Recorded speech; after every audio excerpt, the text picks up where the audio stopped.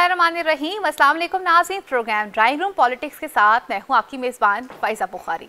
नाज़रीन, अगर बात की जाए ड्राइंग रूम पॉलिटिक्स के हवाले से तो ये अपनी मदद आपके तहत या अपनी शख्सियत आपके तहत एक मुनफरद प्रोग्राम आपके सामने हम लेकर आ रहे हैं, क्योंकि इस प्रोग्राम में ना तो रवायत के मुताबिक कोई सियासी बात की जाएगी और ना ही रवायत को बरकरार रखते हुए कोई सियासी लड़ाई होगी, जो कि रोज़ाना शाम को आप सब भी देखते हैं और हम सब भी देखते हैं। कोशिश ये की जाएगी कि आपके लिए लाई जाए खबर के पीछे की सदाकत एक मुनफरद अंदाज में और एक नए अंदाज में। और इन तमाम चीज़ों पर बात करने के लिए हमारे साथ मुस्तकिल बुनियाद पर जो शख्सियत मौजूद होंगी और उनका उकाब हमें क्या खबरें देगा, ये सब हम उनसे जानेंगे, क्योंकि उन्होंने बनते देखे हैं बहुत सारे सियासी अदवार, जहाँ पर अगर बात की जाए सियासी अरूज और जवाल दोनों उन्होंने देखे। और अगर बात की जाए सियासी अरूज और जवाल की तो कैसा रहा जमहूरियत का सफ़र और कैसा रहा आमरीत का सफ़र, आमरीत से जमहूरियत तक और जमहूरियत से आमरीत तक, ये तमाम दौर उन्होंने अपनी आंखों से देखे।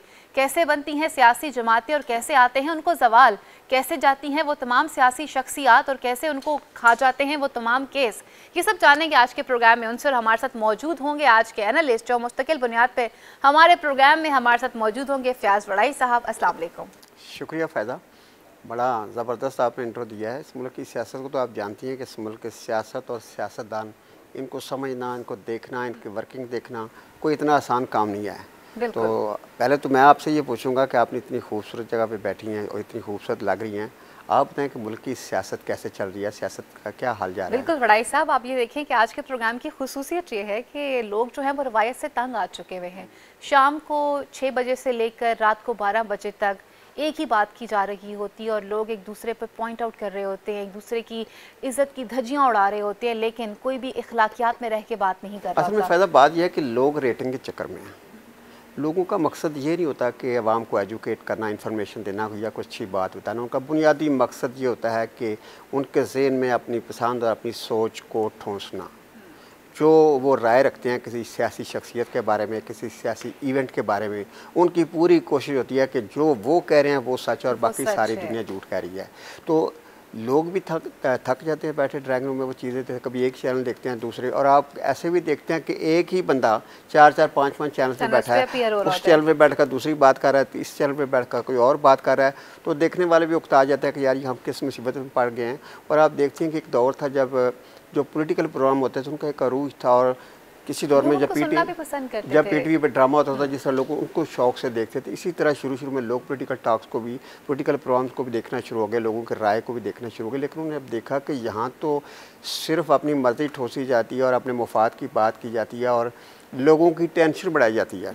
तो अब देखें कि आहिस्ता आहिस्ता लोग जो है वो पॉलिटिकल प्रोग्राम से दूर हो रहे हैं। उसकी वजह यही है कि लोग चाहते हैं कि कोई अच्छी बात मिले, कोई अच्छी खबर भी सुनने को मिले, कि उनके मुफाद की भी खबर आए। तो बड़ाई साहब, हमने देखे ना माजी की रवायत से हटकर एक खूबसूरत माहौल में सोचा कि आपसे गरम गरम कॉफ़ी के साथ कुछ ख़बरों की सदाकत को भी जाना जाए और आपके औकाब के बारे में भी जाना जाए, जो आपको ख़बरें ला ला कर देता है। मैं चाहूँगी कि मेरे नाजरीन भी इसको सुनना चाहें। मैं चाहता हूँ कि मेरा जो औकाब है आपको ऐसी खबर आपको ना दे कि जिससे आपकी दिल उजारी हो, देखने वालों की तकलीफ़ हो, कुछ चीज़ देखें, कुछ चीज़ सुने तो रिलीफ महसूस करें कि हमें एक अच्छी बात सुनने को मिली है, कोई तो फ़ज़ा में अच्छी चीज़ आई है, कोई तो उनकी कानून की जो समाज से उनसे कोई अच्छी बात टकराई है।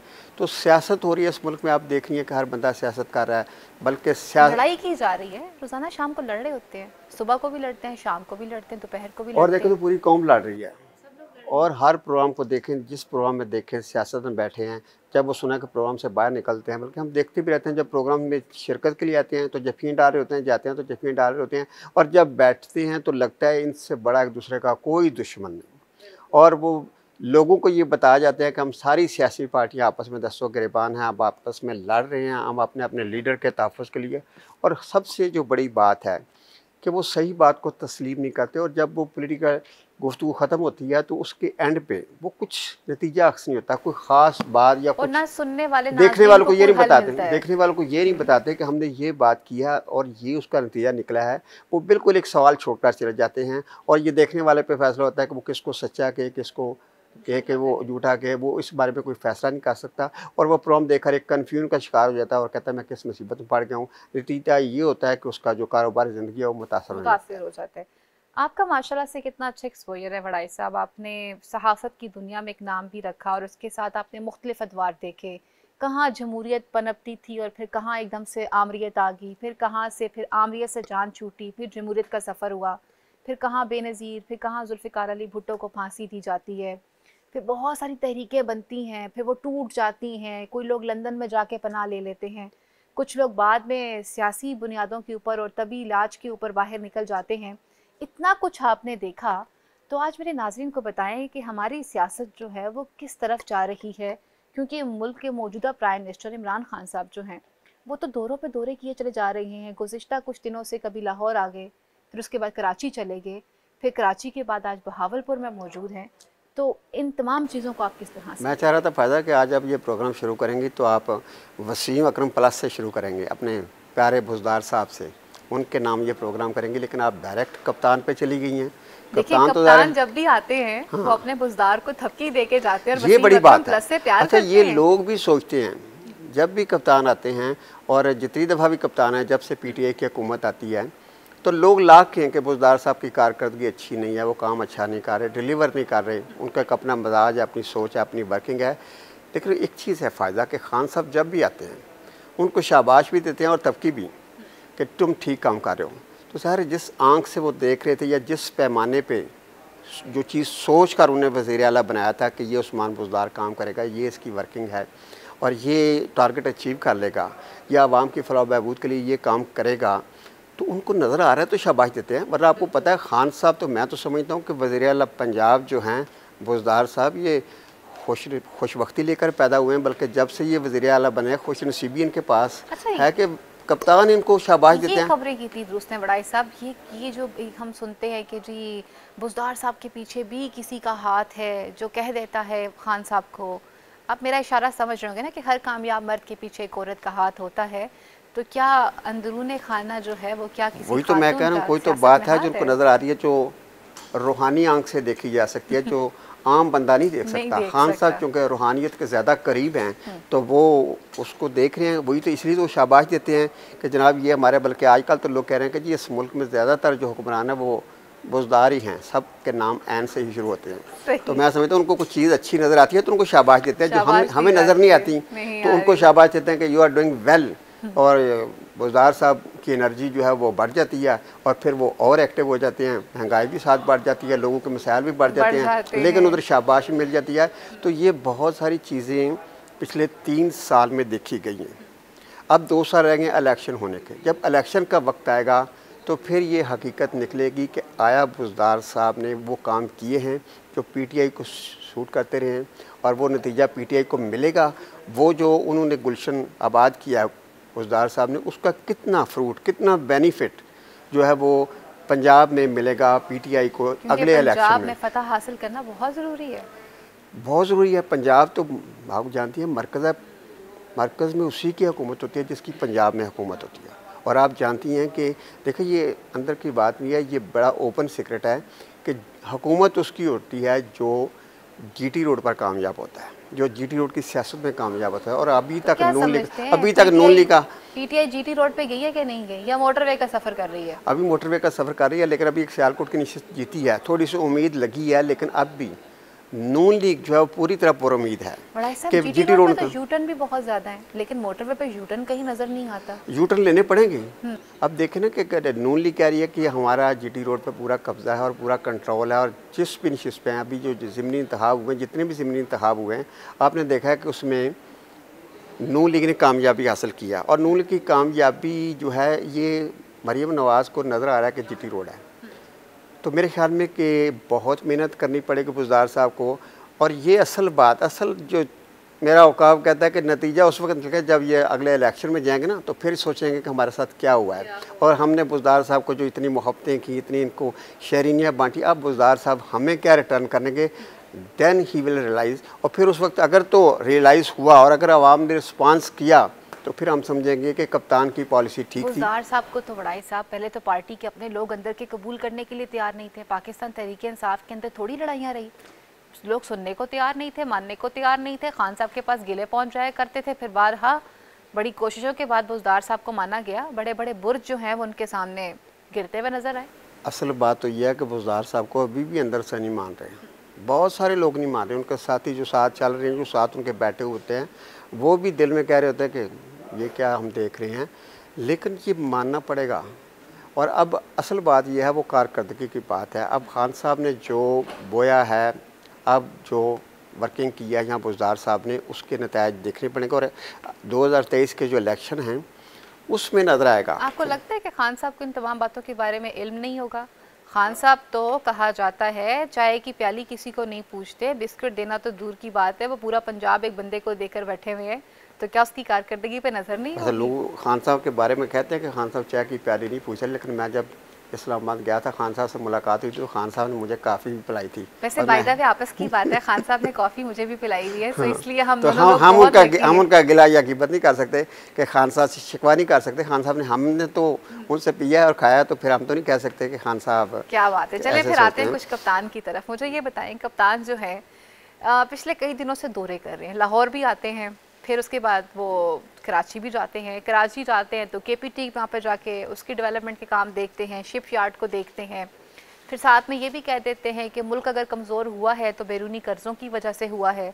आज बहावलपुर भी जाते हैं, तो ये दौरे आप किस तरह से देख रहे हैं मेरे कप्तान के? देखिए, पिछले कई दिनों से अफवाह चल रही है और ये पेशगोइयाँ हो रही है कि खान साहब सिंध मिशन पर निकले हुए हैं, और इस वाले से सिंध की जो हुकूमत है, पीपल्स पार्टी का कहना है कि वो सिंध को फतह करना चाहता है, लेकिन मैं समझता हूँ पॉलिटिकली सिंध में वो हुकूमत बनाना चाहते हैं, और ये कुछ ज़्यादा मुश्किल नहीं है।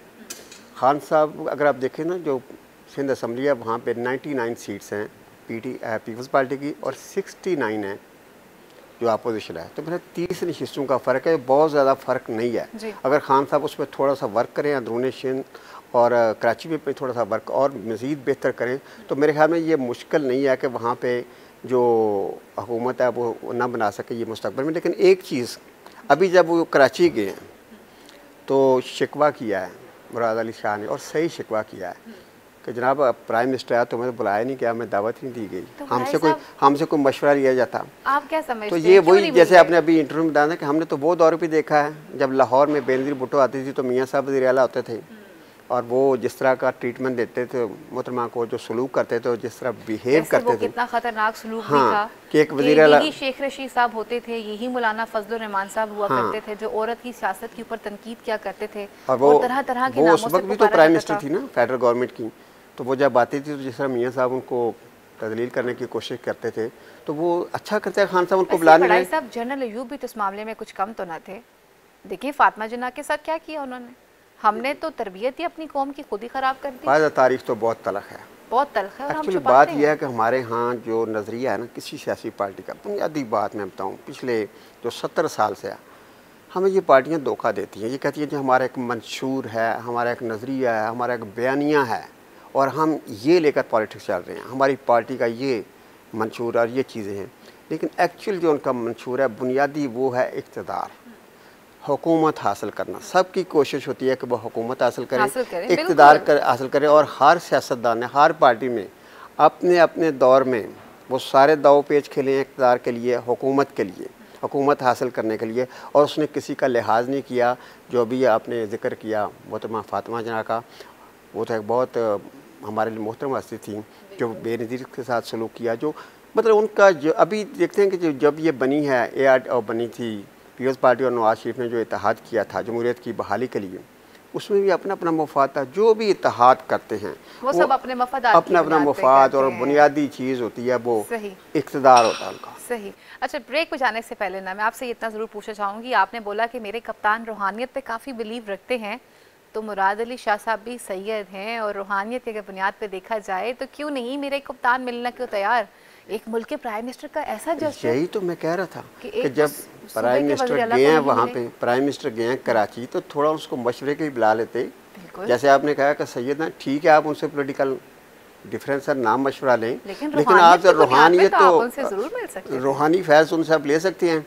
जो रूहानी फैज़ बिलावर और जरदारी साहब ले रहे हैं शाह साहब से, तो इनको भी लेना चाहिए था, इसमें तो कोई हर्ज नहीं था। कहीं मेरे कप्तान की जो कनेक्शन है वो किसी गलत जगह पर तो नहीं है रूहानियत, या तो कप्तान की रूहानियत किसी और जगह है, तो वो ज़रूरत ही महसूस नहीं कर रहे, लेकिन होना चाहिए था। और ये पॉलिटिकली भी ज़रूरी है। देखो मजाक किया तब किया, और जो मगर संजीदगी से देखें तो ये खान साहब को देखें, मैं समझता हूँ कि प्राइम मिनिस्टर है, उसको बड़े दिल से जब जाता है कराची से आए, उसकी पार्टी को एक बड़े दिल का मुजाहरा करना चाहिए। और जो भी वो लोग बैठे हैं, जो इंतज़ामिया है, वज़ीर आला को होना चाहिए, मौजूद होना चाहिए, मशवरे में होना चाहिए। अगर सिंध की, कराची की कोई डेवलपमेंट है तो सिंध हुकूमत को साथ शामिल करना चाहिए। और सिंध हुकूमत को भी, वज़ीर आला को भी चाहिए कि वो पूरे अवाम की सोच के साथ कि हमने अवाम के लिए काम करना, हमने कराची कितने मसाइल का लड़ाई से बाहर आ जाना चाहिए। कराची शहर आप देखती हैं, रोशनियों का शहर कराची, फ़ायदा उसका क्या हाल है। सही। यहाँ पे ब्रेक लेते हैं, यहाँ पे ब्रेक का वक्त हुआ चलता है, लेकिन आपने कहीं नहीं जाना, क्योंकि ब्रेक के बाद उकाब के पास और भी बहुत खबरें हैं, तो ये सब जानेंगे ब्रेक के बाद।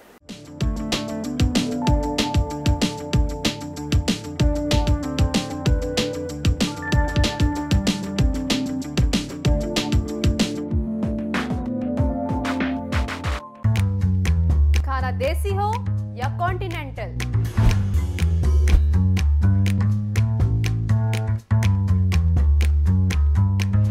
बहुत से लोग अच्छे खानों के बारे में जानते तो हैं, ये नहीं जानते कि वो मिलता कहां से है। मैं आपको लेकर चलूंगी वहां जहां मिलते हैं लजीज खाने।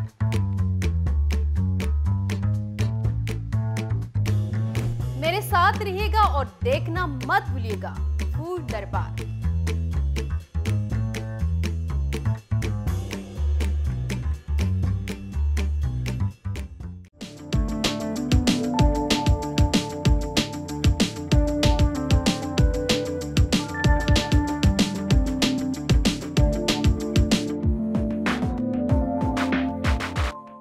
वेलकम बैक नाज़रीन, आपको दोबारा से खुश आमदीद कहती हूँ ड्राइंग रूम पॉलिटिक्स में। और ड्राइंग रूम पॉलिटिक्स में हमारे पास हमारा उकाब भी मौजूद है, जो हमें बता रहा है कि अंदर की खबरें क्या हैं।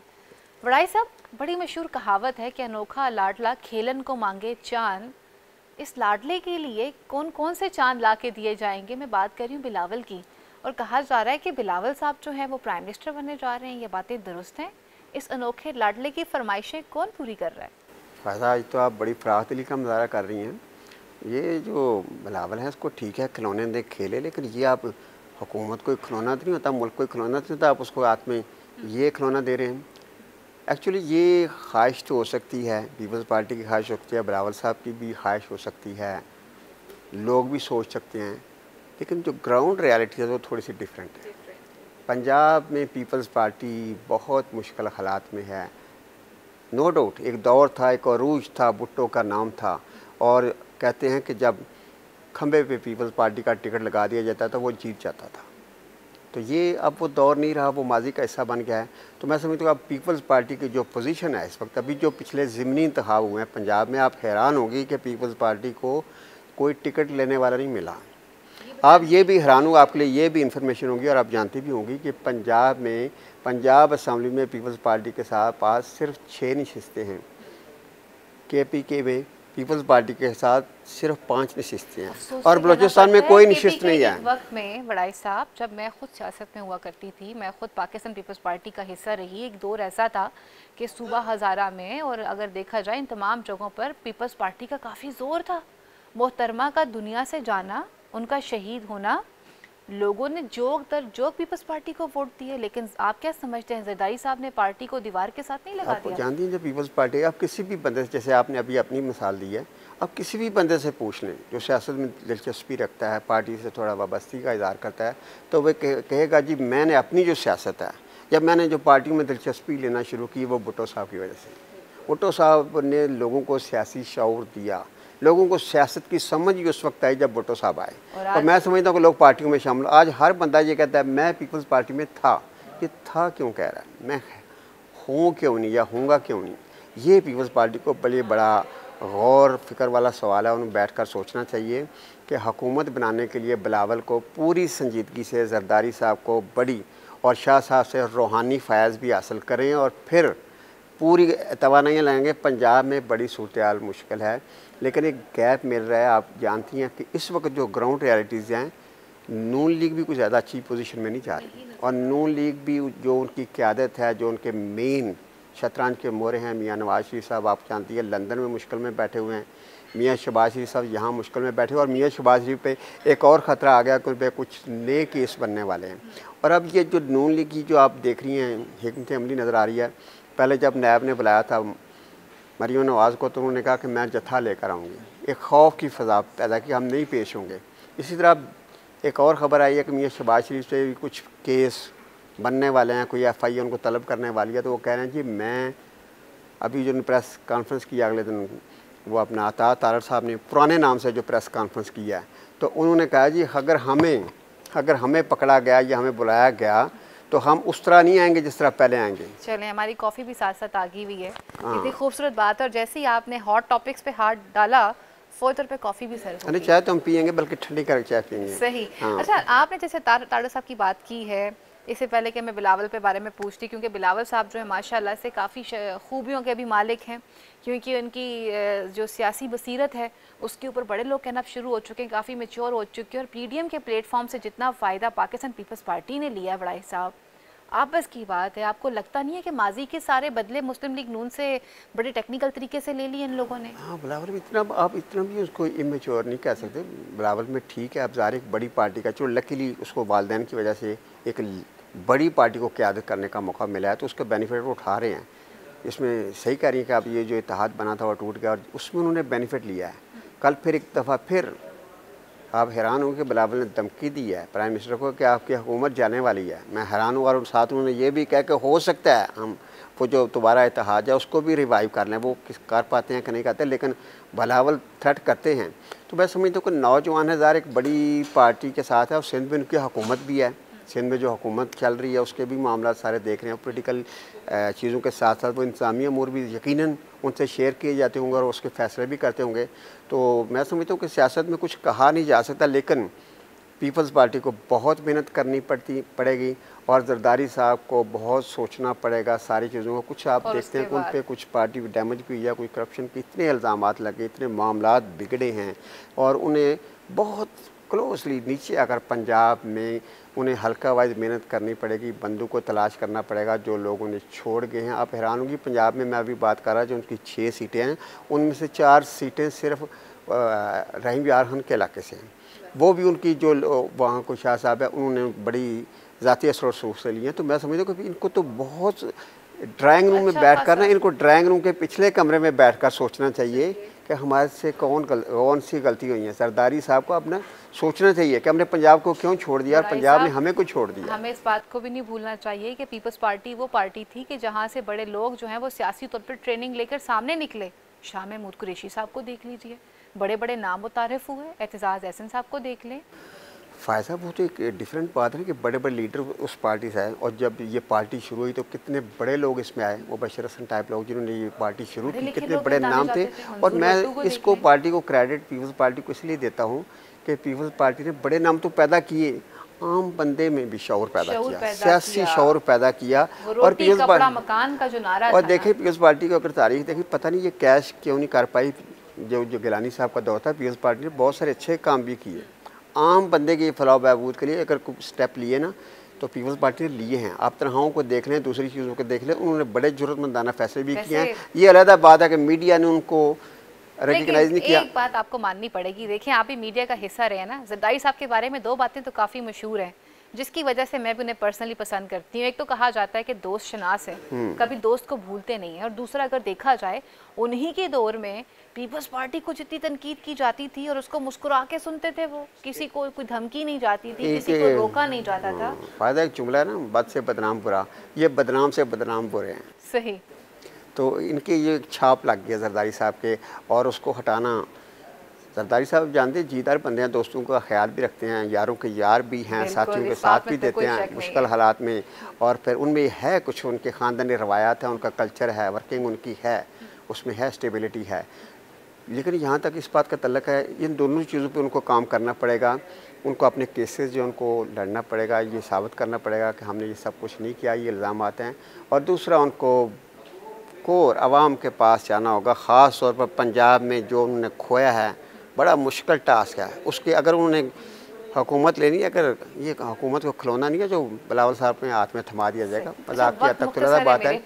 तो उन्हें थोड़ी सी मेहनत करनी पड़ेगी। और जवान आदमी मैं समझता हूँ बिलावल को चाहिए पंजाब में आए, लोगों से मिले, एक एक हल्के में जाए, एक एक जिले में जाए। नहीं मिलता ना, बिलावल को मिलने कोई नहीं देता। बिलावल के जो लोग पाए जाते हैं वो बिलावल को सिर्फ जरदारी हाउस में बंद कर देते हैं। अच्छा, ये शुरू से हमारी सियासत में ना, अभी आपने कहा था ना कि हमने सियासत के उतार चढ़ाव देखे हैं। मैंने सियासत को कुछ ऐसी जगह पे मैंने जॉब की या इस तरह रहा कि मुझे सियासी लीडरों को, बड़े बड़े लोगों को बड़ा करीब से देखने का मौका मिला। ये हर सियासतदान पे इल्ज़ाम है। इवन आप अभी प्राइम मिनिस्टर भी देख लेंगे जी, उनके घर में कुछ ऐसे लोग हैं जिनके वो नरगे में हैं। इसी तरह नून लीग को देख लें, पीपल्स पार्टी को देख लें, जिसको भी देख लें वो कहीं ना कहीं इल्ज़ाम होता है कि ये इनकी जो किचन कैबिनेट में लोग हैं इनको वर्गला रहे हैं, इनको सही बातें नहीं बता रहे। लेकिन ये आप हैरान होंगे कि अक्ल नहीं आती इनको। कोई भी फ़ायदा सियासी पार्टी, कोई भी सियासी जो रहनुमा है वो ये नहीं सोचता कि लोग सही बता रहे हैं। जब वो इक़्तिदार में होता है ना, जब ऊपर बैठा होता है तो वो कहता है जो मेरे इर्द गिर्द ना जो मुझे चाहिए ये बिल्कुल सही है, बाकी सारी दुनिया। और ये भी इनकी खामी। अच्छा, एक और खामी देखो, एक और खामी देखो, 100 दफ़ा 100 जगह से इनको बताया जाए ना कि आपके साथ वाला गलत है तो ये परवाह नहीं करेंगे। लेकिन वो जो साथ वाला है वो किसी बंदे के बारे में एक जुमला भी बताएगा तो उसी वक्त उसके यकीन कर लेंगे। ये काम आप पे कप्तान भी करते हैं, ये बात आप मानेंगे इस बात को। अच्छा बड़ाई साहब, वक्त भी मुख्तसर है और हमारी कॉफ़ी भी ठंडी होने वाली है, तो बेहतर है कि मैं जल्दी जल्दी बातों को भी मुकम्मल कर लूँ। और मेरे नाजरीन जो हैं वो दो तीन बातें और भी जानना चाहते हैं। एक तो मेरे नाजरीन को आज ये बता दीजिए कि पार्टी में या सियासत में बयानिया का लफ्ज़ क्या होता है। आजकल अगर देखा जाए मरियम का बयानिया और शहबाज शरीफ साहब का बयानिया नज़र आता है, फिर कभी बिलावल का बयानिया आ जाता है, तो कभी हुकूमत का बयानिया आ जाता है। ये बयानिया है क्या? एक्चुअली ये जो बयानिया का लफ्ज़ इतना इस्तेमाल हुआ है कि अब हर ख़ास आम बयानिया का लफ्ज़ इस्तेमाल कर रहा है। और मैं समझता हूँ कि आप रोज़ देखती हैं वो जो हमने शुरू में बात की थी, हर प्रोग्राम में एक बयानिया से शुरू करते हैं और दूसरे बयानिया पे ख़त्म कर देते हैं। ये बयानिया क्या है? ये झूठ पर मबनी बयानिया वो चलता है जैसे नेल्सन मंडेला का बयानिया था, जेल मेरे ख़ास काज के लिए रहे और जब आए बाहर, जब फतह कर लिया तो फिर दुश्मनों को भी माफ़ कर दिया। ये बयानिया होता है। बयानिया वो होता है जिसके पीछे सच की ताकत हो, और ये इनके बयानिए में कोई सच नहीं है। इनके पीछे सिंपल सी बात मैं इनके अंदर की, इनके ड्राइंग रूम की और उनके जो कमरे उनकी आग की बात बता रहा हूँ। इनका एक ही बयानिया है, इक़्तिदार किस तरह हासिल करना और अपने आप को हुकूमत किस तरह हासिल करनी है। और उसको हासिल करने के लिए ये बिल्कुल अपने आप को पर्दे भी बदलते हैं, अपनी सोच को भी बदलते हैं और अपने रंग बदलते हैं। और किसके साथ किस तरह बात करनी है, किस तरह डील करना है। इनका बयानिया जो है वो डील भी है, इनका बयानिया डील भी है। इनका सारा जो बयानिया है वो इक़्तिदार के इर्द गिर्द हुकूमत मिले, इनका जो मंशूर ही हुकूमत है। तो अभी आप देखते हैं कि बयानिया कितने, ख़ास तौर पर नून लीग में तो बयानिया की बात हो रही है, रोज़ाना तब्दील हो जाते हैं, रोज़ाना की बुनियाद पर तब्दील हो रहे होते हैं। अच्छा ये बताएं, आपका औकाफ क्या कहता है? जानने से पहले मेरे नाज़रीन को बताएं कि मरियम कहाँ चली गई हैं, एकदम खामोश हो गई हैं, पर्दे से गायब हो गई हैं, स्क्रीन पे नहीं आ रही हैं, स्क्रिप्ट नया लिखा जा रहा है। कहा जाता है परवेज़ रशीद साहब काफ़ी अच्छा स्क्रिप्ट भी लिखते हैं, तो मेरे औकाफ ने मुझे बताया और आपको आपके प्रोग्राम में मैं डिस्क्लोज़ कर रहा हूँ कि मरियम खामोश हो गई हैं, खामोश नहीं हुई। वो भी अब कुछ रूहानी वज़ाइफ कर रही हैं अंदर बैठकर। उन्हें पता चला है कि कप्तान ने वज़ाइफ से कामयाबी हासिल किया, तो उन्होंने कहा थोड़ी देर के लिए मैं बयानिए की रट छोड़कर, पॉलिटिक्स से हटकर अंदर वजीफ़े कर रही हैं ताकि अंदर की बात निकले। और वजीफ़े उन्हें पता चला है कि इस वक्त वजीफ़े बता दें, आप भी रब्ता करें, उसी लिस्ट में शामिल आप भी रब्ता करें। ये सारी चीज़ दुनिया, अब तो हमारा मुल्क जो है वो वज़ाइफ पे चल रहा है, तो ये भी मरियम ने किसी ने मशवरा दिया, तो इस वक्त वो कुछ वज़ाइफ कर रही हैं कि हुकूमत किस तरह और जल्द से जल्द कैसे हासिल की जाए, या कम अज़ कम अब नून लीग की जो अंदर की जो हिकमत अमली है ना, बिल्कुल मियाँ नवाज शरीफ की, शहबाज शरीफ की, ये दुश्मन नहीं है सारे आपस में। ये बिल्कुल ऐसे सोगड़ बताते हैं अंदर से एक है और सारे टेक्ट इस्तेमाल कर रहे हैं। क्या जी पैंतरे बदलते हैं, वो पैंतरे क्यों बदल रहे हैं? अंदर बैठ कर ये सोचते हैं कि किसी ना किसी तरह 2023 को हुकूमत हासिल करने का मौका ज़ाया ना हो जाए। लोगों को ये नहीं पता, उनके घर में, उनकी ड्राइंग रूम में सिर्फ यही डिस्कस होता है कि जनाब अब बयानिया बदलना है या नया बनाना है या बयानिया पे लड़ना है, हमने मज़ामत करनी है या मुफाहमत करनी है, हमने 2023 का इलेक्शन जो है हम अफोर्ड कर ही नहीं सकते। ये जो ख़ानदान है ना, शरीफ ख़ानदान, ये इक़्तिदार के बगैर रह नहीं सकता।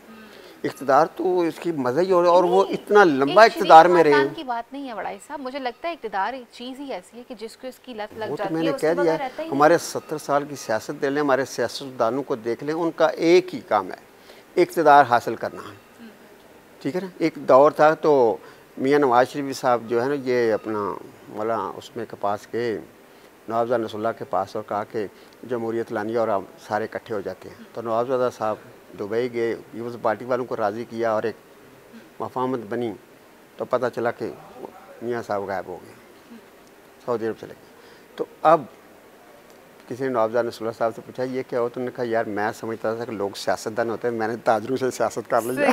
अच्छा, अब मुझे आखिर में ये बता दें, फिरदौस आपा जो हैं वो किधर चली गई हैं? फिरदौस आपा जो कभी किसी को मुक्का मार रही हैं, किसी को थप्पड़ मार रही हैं, कहीं मोटरसाइकिल चला रही हैं, कहीं पे वो कबड्डी खेल रही हैं, कहीं पे क्रिकेट खेल रही हैं, तो फिरदौस साहिबा गई कहाँ हैं? अब उनका फ्यूचर क्या होगा? वो पंजाबी का एक गाना है ना कि जिदा दिल टुट जाए, जिदी गल मुक जाए, जिन्हों चोट लगे हो जाने। वाह वाह फ़ायदा जो मंजर मैंने देखा है पंजाब असम्बली के सामने, मेरा दिल नहीं करता वो बयान करूं कि इस तरह भी सियासत इतनी भी बेरहम, इतनी ज़ालिम सियासत होती है और बाज़ लम्हे तो बस ठहर जाते हैं। वो लम्हा मेरी नज़र में ठहर गया। मैंने देखता था कि जब वो पंजाब असम्बली में कभी कभी जाती थी, हालांकि उनका वज़न भारी है, लेकिन जब वो सीढ़ियाँ चढ़ती और उतरती तो छम छम करती जाती, और जो पुलिस वाले खड़े होते थे, हाँ बेटा क्या हाल है और ठीक हो। अच्छा, जब वो कल भी ये परसों जब गई हैं तो उसी तरह उसी अंदाज में गई, और उन्होंने जाते ही पुलिस वालों को कहा हाँ भाई बेटा क्या हाल है, रिकॉर्डेड है। मैं मौजूद था वहाँ पे, तो पुलिस वाले ने कहा मैडम आप अंदर नहीं जा सकते। फिर थोड़ी सी रुकी, फिर उसने कहा मैडम आपका नाम दिया है, कह लगे लिस्ट दिखाओ। हाँ, कहा लिस्ट लाओ, उसने लिस्ट दिखाई, तो मैडम को एहसास हो गया कि द गेम इज़ ओवर। फिर उसने कहा कि अब इससे नाराज़ होने का कोई फ़ायदा नहीं है।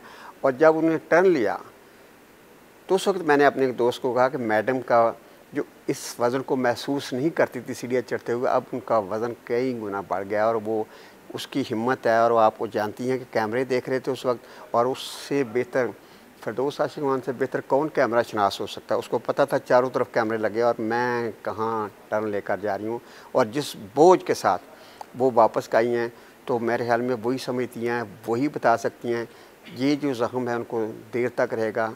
पॉलिटिक्स में ऐसी चीज़ें होती रहती हैं, उतार चढ़ाव हैं। अब देखें, मैं तो अब समझता हूँ कि उनको चाहिए कि अब उनका जो, अगर मेरा वो काम उसको मशवरा दे रहा है कि वो वजीफ़ा नहीं करें, वो अब सियालकोट चली जाएँ, सियालकोट में कोई पीर ढूंढें, और पीर ढूंढने से बेहतर है कि सियालकोट में आवाम से रब्ता करें। कितनी खूबसूरत बात है ना कि हम पीरों और वजीफ़ों के साथ लग गए हैं। नहीं, उनका लिए हाल यह है कि उनकी भी पीर नहीं एक है, अगर वो एक डेट इज सेपरेट स्टोरी। उनको चाहिए कि वो यहाँ जाएँ, अपने हल्के में आवाम की खिदमत करें, लोगों की खिदमत करें, और पूरे अगर वो 2023 में अपना इलेक्शन जीत कर आएँ तो फिर उनके पास एक मौका है, फिर वो वज़ीर बने, मशीर बने, फिर वो सियासत में दंदनाएँ और फिर पंजाब असम्बली में जाएँ, कौमी असम्बली में जाएँ। लेकिन अगर वैसा ना हो तो फिर उनके लिए बेहतर रास्ता ये है कि अब वो फिर अल्लाह अल्लाह करें, और उसी में नजात है और उसी में ही सरफराजी है। बड़ी खूबसूरत बात की आपने। कॉफ़ी हमारी ठंडी हो चुकी है, वैसे बाय द वे आप तो पियेंगे ठंडी कॉफ़ी, मैं फिर दोबारा से ऑर्डर करूँगी एक नई गर्म कॉफ़ी। अगले प्रोग्राम तक के लिए मुझे दें इजाज़त, और बड़ाई साहब को भी दें इजाज़त, क्योंकि ड्राइंग रूम की पॉलिटिक्स अभी ख़त्म नहीं हुई है। ड्राइंग रूम में और भी बड़ा कुछ जो है वो बन रहा है और पक रहा है, ये सब जानेंगे बड़ाई साहब के औकाब से। अगले प्रोग्राम में इजाज़त दीजिए। अल्लाह निगहबान, पाकिस्तान जिंदाबाद।